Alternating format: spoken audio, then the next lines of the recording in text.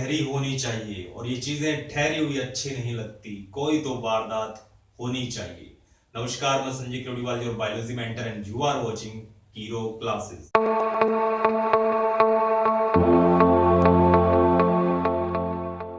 आज करने वाले हैं प्लस टू एग्रीकल्चर बायोलॉजी और अपने कर रहे थे कीट, इंसेक्ट कर रहे थे अपने। 5 इंसेक्ट अपनों ने कर लिए। लास्ट अपना जो इंसेक्ट था, कीट था, वो था स्टेम बोरर ऑफ वीट, गेहूं का तना छेदक कीट, वो कंप्लीट कर लिया। आज का जो लेक्चर वीडियो है वो बेस्ड है अपना नेक्स्ट इंसेक्ट पर, वो है मोइला।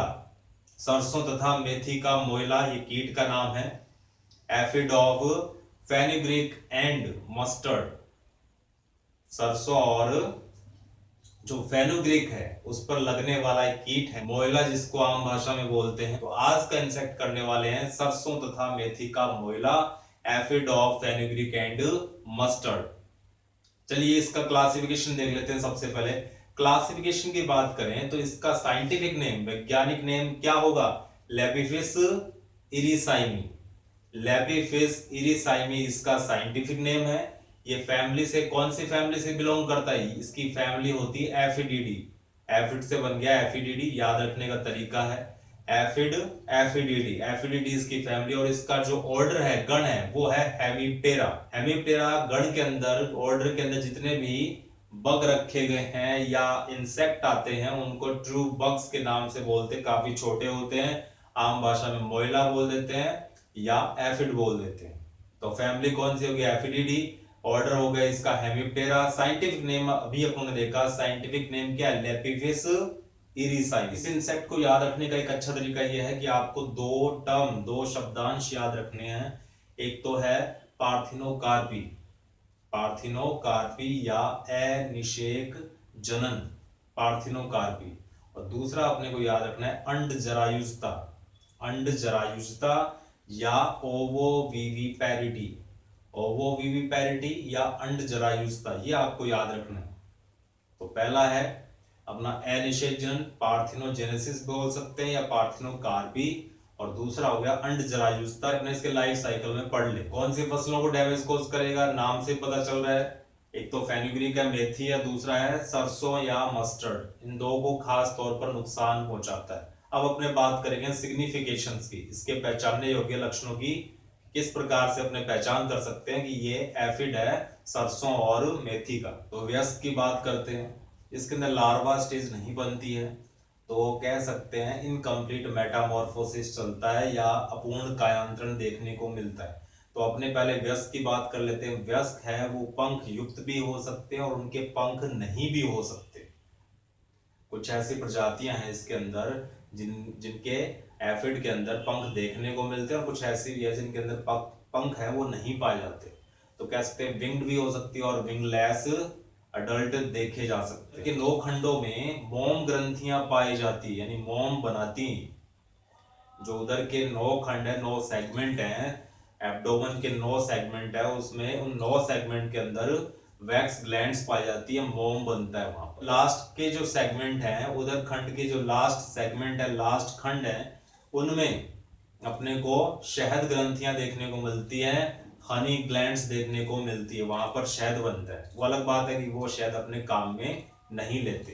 तो मोम ग्रंथियां और शहद ग्रंथियां देखी जा सकती है। मधु ग्रंथियों के कारण काले कवक का आक्रमण हो जाता है। काला जो कवक है, ब्लैक फंजाई है, वो अटैक कर देता है किसके ऊपर? इस एफिड के ऊपर, उस मधु के कारण, उस शहद के कारण। और जब ये सरसों और मेथी को नुकसान पहुंचाते हैं तो साथ ही साथ वो काला कवक, ब्लैक फंजाई भी फसलों के लग जाता है और उनको डैमेज कोज कर देता है। तो डबल इंपैक्ट पड़ता है, फसलों को दोहरा नुकसान देखने को मिलता है। अब बात कर लेते हैं लाइफ साइकिल की। जो मैदानी भाग में एफिड मिलते हैं, ग्राउंड लेवल पर जो एफिड दिखाई देते हैं, जैसे अपने एरिया के अंदर जब ये एफिड दिखाई देते हैं तो इसमें इसकी लाइफ साइकिल में 2 ही स्टेज आती है। एक तो अडल्ट होता है वयस्क और दूसरा होता है शिशु। एफिड में सिर्फ 2 ही स्टेज आती है लाइफ साइकिल में, एक तो शिशु अवस्था और एक अडल्ट या वयस्क अवस्था।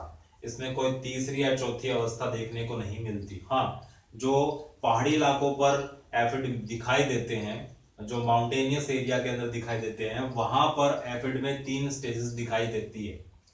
वहां पर एफिड के अंदर 3 स्टेजेस दिखाई देती है, उसके साथ एक अंडा प्रावस्था और जुड़ जाता है, एग स्टेज, उसके बाद शिशु और उसके बाद अडल्ट या वयस्क अवस्था देखने को मिलती है। तो ये मैदानी भाग और जो पहाड़ी इलाके हैं वहां पर पाए जाने वाले एफिड के बीच में कुछ मुख्य अंतर। तो क्लाइमेट के हिसाब से बाहरी जो कंडीशंस हैं, जितने भी अपने एनवायरमेंटल कंडीशंस होती हैं, उनके कारण कई बार क्या होता है, बिना निषेचन के ही, बिना फर्टिलाइजेशन के ही क्या हो जाता है, नई प्रोजीनी, नया ऑफस्प्रिंग तैयार हो जाती है, नई संतान तैयार हो जाती है, नए एफिड तैयार हो जाते हैं।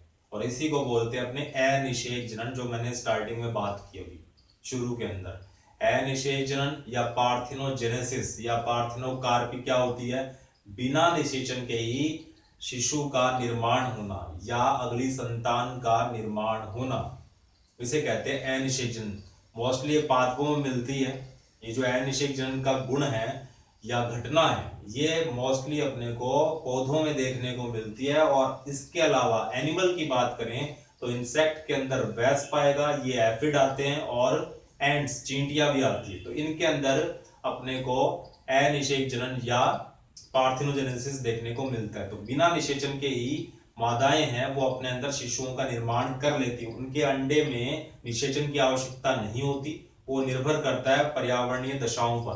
तो उससे क्या होगा, जब सब कुछ एडवर्स चल रहा होता है, सब कुछ खराब चल रहा होता है, मौसम हो चाहे क्लाइमेट हो, चाहे अपने बात करें एनवायरमेंट की, तो उस दशा में, उन कंडीशन के अंदर मादाएं, जो फीमेल एफिड है, वो अपने आप ही अपने अंडों को प्रिपेयर कर लेती है शिशुओं में।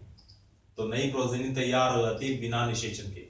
दूसरी चीज और आती है, इसे बोलते हैं ओवोविविपैरिटी, अंड जरायुजता। जब अपने को पता है कि बिना निषेचन के क्या हो रहा है, अंडों में से किसका निर्माण हो रहा है, नए शिशुओं का निर्माण हो रहा है, नए एफिड का निर्माण हो रहा है। तो उस कंडीशन में क्या होगा, अंडे के अंदर ही भ्रूण रहेगा, और वो जो अंडा है, एग है, वो फीमेल बॉडी के अंदर ही पड़ा रहता है, या वहीं पर वो ग्रोथ शो करता है। अंडा है वो हैचिंग नहीं होती, जिस तरह से आमतौर पर इंसेक्ट क्या करते हैं, अंडे हैं ले आउट कर देते हैं, बाहर छोड़ देते हैं, और उसके बाद उनका इंक्यूबेशन पीरियड चलता है। ऐसा नहीं होता।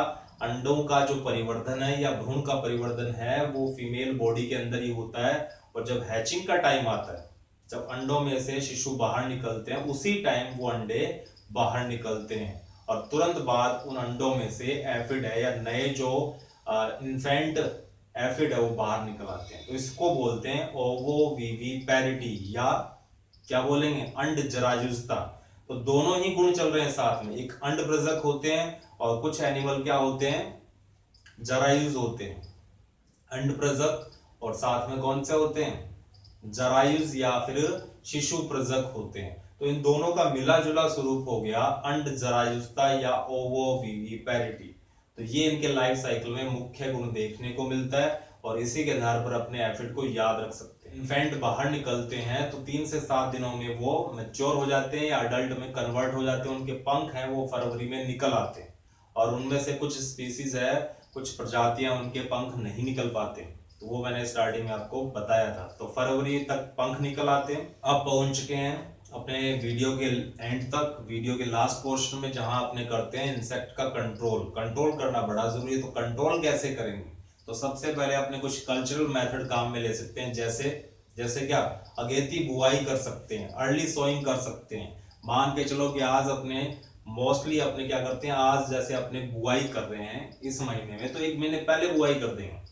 अपने को करना क्या है, जिस टाइम अपने फिक्स टाइम कर रखा है कि इसी टाइम अपने क्या करते हैं, बुआई करते हैं, तो उससे 1 महीना पहले या 2 महीने पहले अपने को बुआई कर देनी चाहिए। इससे क्या होगा, जब अटैक होगा, मान के चलो इस महीने में अटैक होने वाला था और अपने पहले ही बुआई कर दी, तो वो टॉलरेंस उत्पन्न होता है, उनमें सहनशीलता उत्पन्न हो जाएगी, अपने आप को कैपेबल कर सकते हैं वो प्लांट इस एफिड के खिलाफ। तो सहनशीलता उत्पन्न हो जाती है प्लांट्स के अंदर, और एफिड का जो डैमेज वो कम हो पाता है। कुछ ऐसी किस्मों का भी अपने प्रयोग कर सकते हैं जो कीट प्रतिरोधक होती हैं।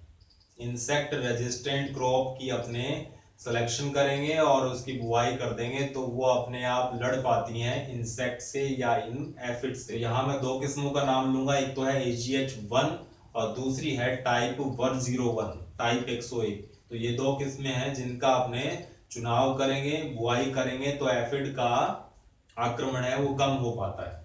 इसके बाद अपने कुछ बायो कंट्रोल की बात कर सकते हैं। कुछ ऐसे इंसेक्ट या कुछ ऐसे परजीवी अपने पालेंगे जो अपने आप क्या कर सकते हैं, इन इंसेक्ट को कंट्रोल कर सकते। तो दो मोस्ट इंपॉर्टेंट इंसेक्ट हैं, एक तो है लेडी बर्ड बिटल और दूसरा है एफिड लॉइन। एक लेडी बर्ड बिटल और दूसरा है एफिड लॉइन। इन दो इंसेक्ट का अपने क्या कर सकते हैं, रेयरिंग कर सकते हैं, पालन कर सकते हैं, जो इन एफिड के शिशुओं को, जो निम्फ फेज आती है इन एफिड की, उनको खा जाते हैं, इनके अंडों को खा जाते हैं।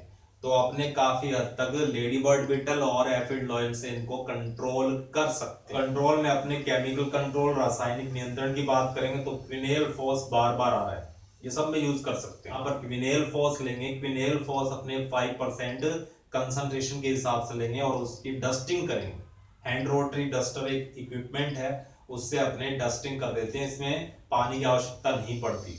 तो जो धूली है या डस्ट है इसकी, क्विनेल फोस की 5% क्विनेल फोस की डस्टिंग कर सकते हैं, या उसका जो पाउडर है वो अपने काम में ले सकते हैं अपने खेतों में। तो जिन खेतों में पानी लगता है सिंचाई कर सकते हैं, तो सिंचाई के साथ साथ वहां पर डाइमिथोएट 30 EC केमिकल का छिड़काव किया जा सकता है 1 लीटर पर हेक्टेयर की दर से। तो ये अपनों ने केमिकल कंट्रोल पढ़ लिया, बायो कंट्रोल पढ़ लिया और कल्चरल मेथड भी पढ़ लिए, किसको कंट्रोल करने के, एफिड को कंट्रोल करने की। नेक्स्ट वीडियो में अपने किसी नेक्स्ट इंसेक्ट को कंप्लीट करेंगे, तब तक के लिए बने रहिए, टिके रहिए एंड इनहेल बायो।